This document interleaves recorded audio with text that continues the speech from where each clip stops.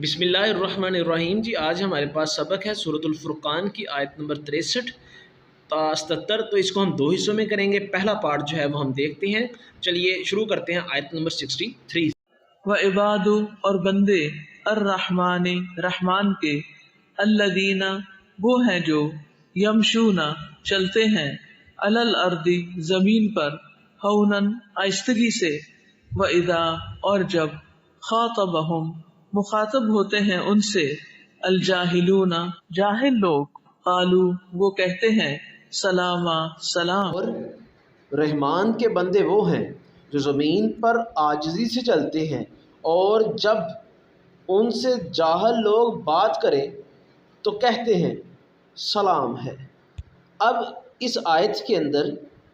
تین چیزیں بیان ہوئی ہیں، اور وہ رحمان کے بندے ہیں، دوسرا وہ زمین پہ عاجزی سے چلتے ہیں،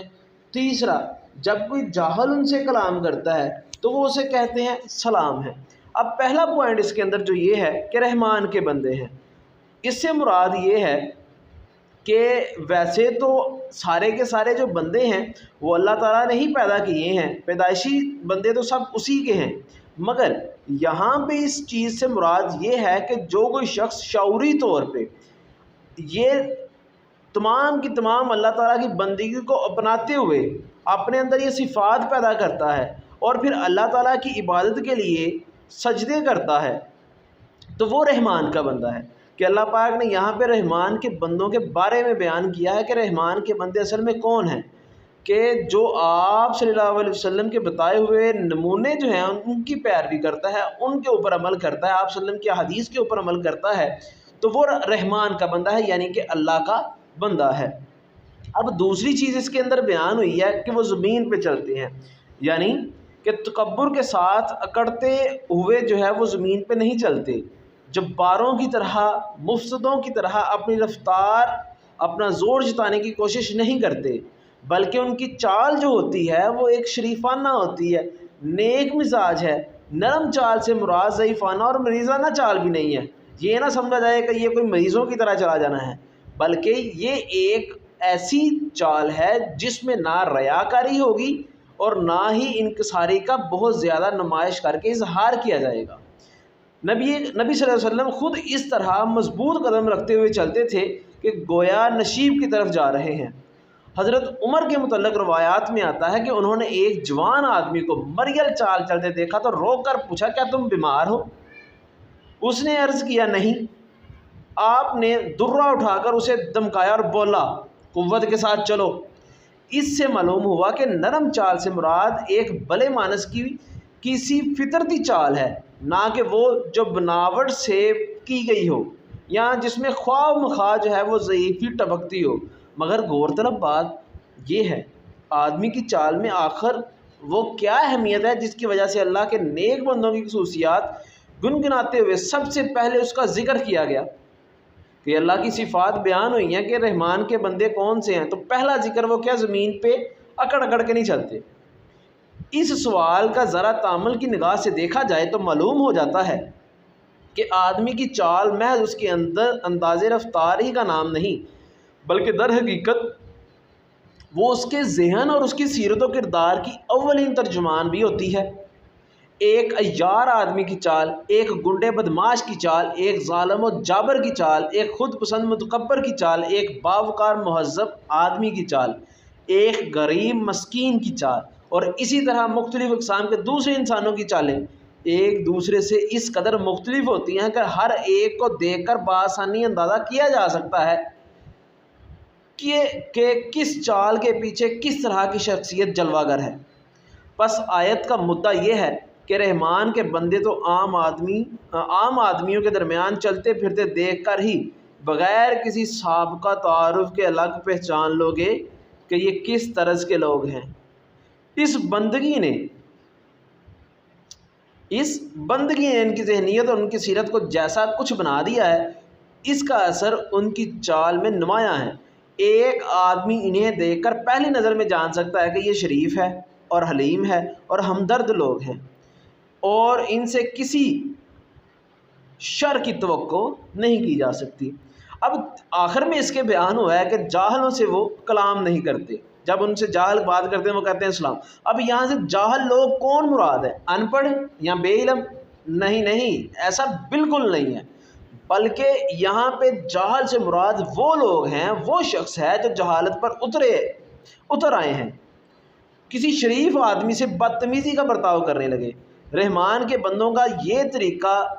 طریقہ ہے کہ وہ گالی کا جواب گالی سے، بہتان سے اور اس طرح کی بےہودگی سے نہیں دیتے، بلکہ جو ان کے ساتھ یہ رویہ اختیار کرتا ہے وہ اس کو سلام کر کے الگ ہو جاتے ہیں،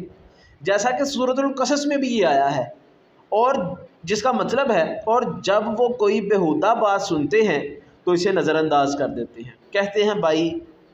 ہمارے اعمال ہمارے لیے ہیں، تمہارے اعمال تمہارے لیے ہیں، سلام ہے تم کو،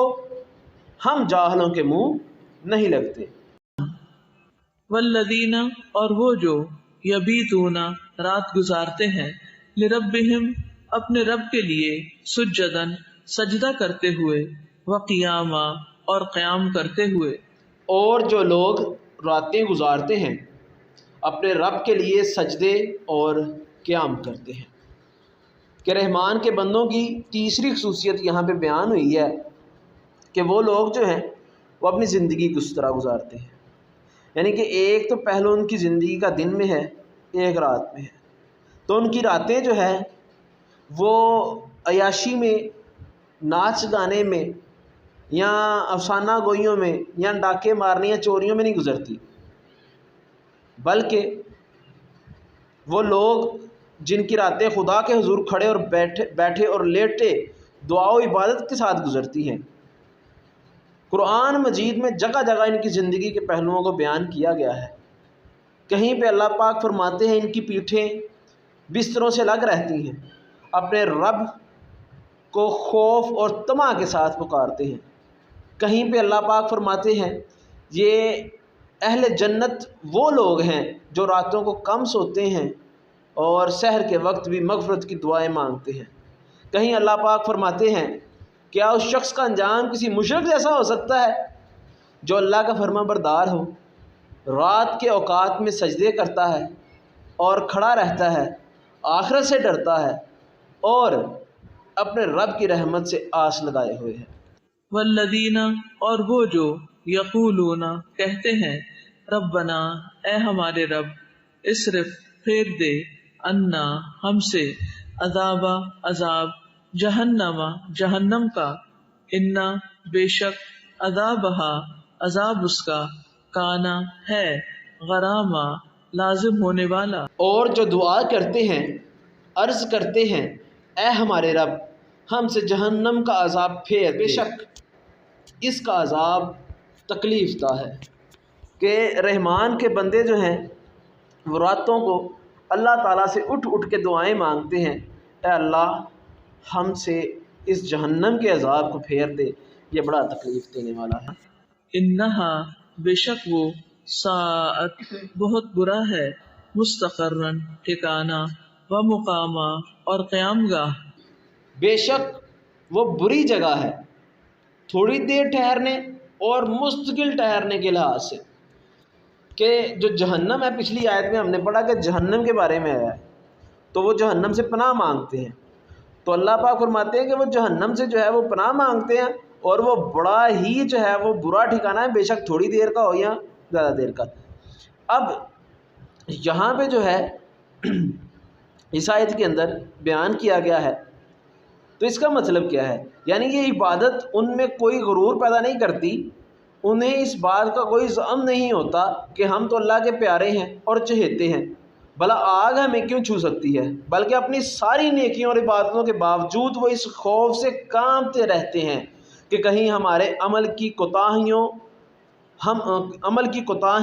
ہم کو عذاب میں مبتلا نہ کروا دیں.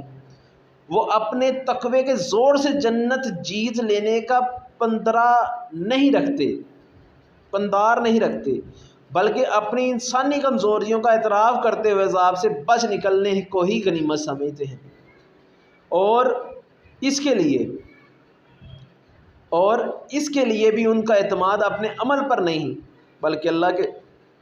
رحم و کرم پر ہوتا ہے. والذین، اور وہ لوگ، اذا جب انفقو وہ خرچ کرتے ہیں، لم نہ، یسرفو وہ اسراف کرتے ہیں، ولم اور نہ، یقترو وہ بخل کرتے ہیں، وکانا اور ہوتا ہے، بین ذالک درمیان اس کے، قواما معتدل طریقہ۔ وہ لوگ جب خرچ کرتے ہیں تو فضول خرچی نہیں کرتے اور نہ کنجوسی کرتے ہیں، اور ان کا خرچ ان دونوں کے درمیان اعتدال پہ ہوتا ہے۔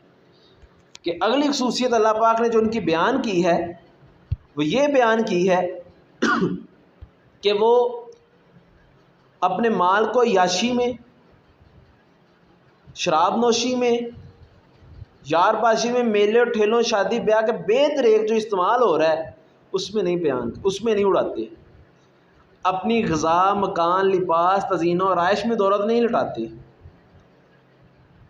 اور نہ ان کی کیفیت یہ ہے کہ ایک زر پرست آدمی کی طرح پیسہ جوڑ کے رکھیں، نہ خود کھائیں، نہ بال بچوں کی ضروریات ان پہ لگائیں، اور نہ ہی کسی خیر کی راہ میں خوش دلی کے ساتھ دیں۔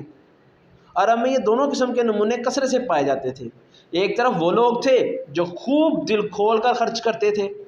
مگر ان کی ہر خرچ کا مقصد یا تو ذاتی عیش و طمع تھا، یا برادری، یا اپنی ناک اونچی کرنا اور اپنی فیاضی و دولت مندی کے ڈنکے بجوانا۔ دوسری طرف وہ بخیل تھے جن کی کنجوسی مشہور تھی۔ اعتدال کی روش بہت ہی کم لوگوں میں پائی جاتی تھی۔ ان کم لوگوں میں اس وقت سب سے نمایاں نبی صلی اللہ علیہ وآلہ وسلم اور آپ کے صحابہ تھے۔ اس موقع پر یہ جان لینا چاہیے کہ اسراف چیز کیا ہے اور بخل کیا ہے، کہ اس میں آیا ہے کہ اسراف کیا اور بخل کیا ہے۔ اسلامی نقطہ نظر سے اسراف 3 چیزوں کا نام ہے۔ ایک، ناجائز کاموں میں دولت کو صرف کرنا، خواہ وہ ایک ہی پیسہ کیوں نہ ہو۔ دوسرا، جائز کاموں میں خرچ کرتے ہوئے حد سے زیادہ تجاوز کر جانا، خواہ اس لحاظ سے آدمی اپنی استطاعت سے زیادہ خرچ کرے، یا اس لحاظ سے کہ آدمی کی جو دولت اس کی ضرورت سے زیادہ مل گئی ہے وہ اسے اپنے عیش اور ٹھاٹ باٹ میں صرف کرتا چلا جائے۔ تیسرا، نیکی کے کاموں میں خرچ کرنا مگر اللہ کے لیے نہیں بلکہ ریاکاری، دکھاوے کے لیے۔ اس کے برعکس بخل کا اطلاق 2 چیزوں پر ہوتا ہے۔ ایک یہ کہ آدمی اپنے اور اپنے بال بچوں کی ضروریات پر اپنی مقدرت اور حیثیت کے مطابق خرچ ہی نہ کرے۔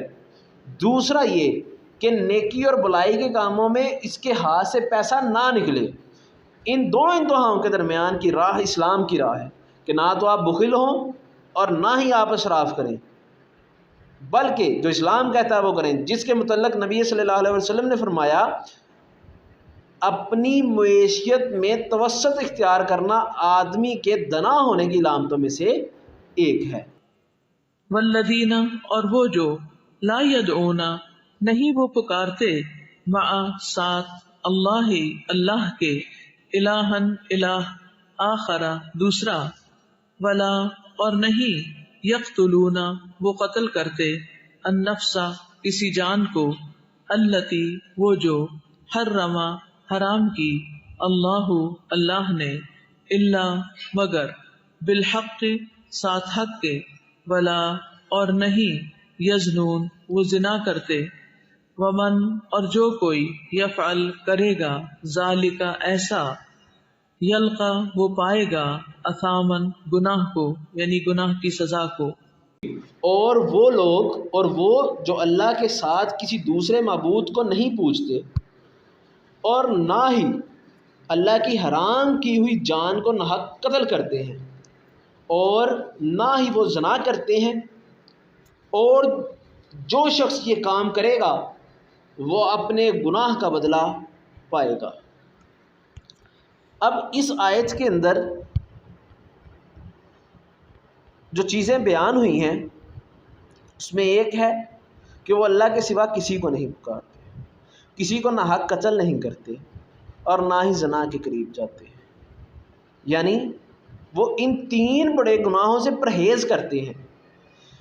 جن میں اہل عرب کثرت سے مبتلا تھے۔ ایک شرک، دوسرا قتل ناحق، اور تیسرا زنا۔ اسی مضمون کو نبی صلی اللہ علیہ وسلم کی بکثرت حدیث نے بیان کیا۔ مثلاً عبداللہ بن مسعود سے ایک روایت ہے کہ ایک مرتبہ آپ صلی اللہ علیہ وسلم سے پوچھا گیا سب سے بڑا گناہ کیا ہے، تو آپ صلی اللہ علیہ وسلم نے فرمایا یہ کہ تو کسی کو اللہ کے مد مقابل اور اس کے ہمسر ٹھہرائے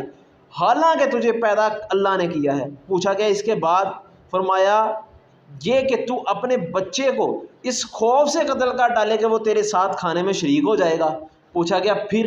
تو آپ نے فرمایا یہ کہ تو اپنے ہمسائے کی بیوی سے زنا کرے۔ اگرچہ کبیرہ گناہ اور بہت سے ہیں، لیکن عرب کی سوسائٹی میں، عرب کے معاشرے پر اس وقت سب سے زیادہ تسلط انہی 3 گناہوں کا تھا۔ اس لیے مسلمانوں کی اس خصوصیت کو نمایاں کیا گیا کہ پورے معاشرے میں یہ چند لوگ ہیں جو ان برائیوں سے بچ گئے ہیں۔